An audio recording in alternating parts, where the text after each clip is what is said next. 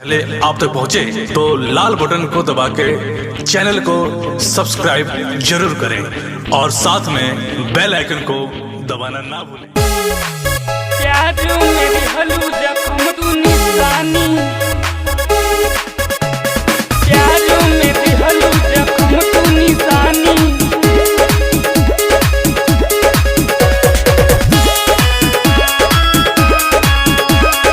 Music by ओमन rock. हमर हे बात नहीं मनलू ये रानी, प्यार मेरी हलू जख्म तू निशानी, प्यार मेरी हलू जख्म तू निशानी। हमर हे बात नहीं मनलू ये रानी, प्यार मेरी हलू जख्म तू निशानी।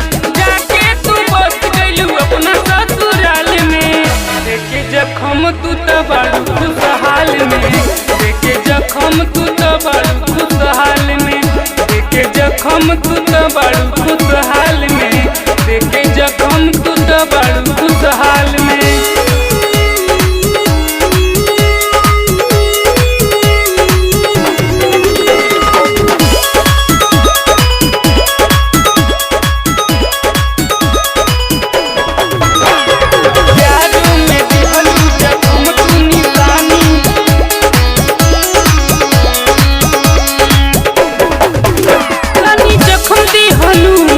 यार नहीं हमारे के तो चलू यार, नहीं हमारे के तो चलू यार।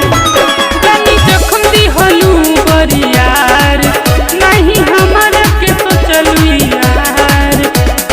जाके तू बस गइलू अपना ससुराल में, देखे जख्म तू तो बड़ू खुशहाल में, देखे जख्म तू तो बड़ू खुशहाल में, देखे जख्म तू तो बड़ू खुशहाल में, देखे जख्म तू तो बड़ू खुशहाल में।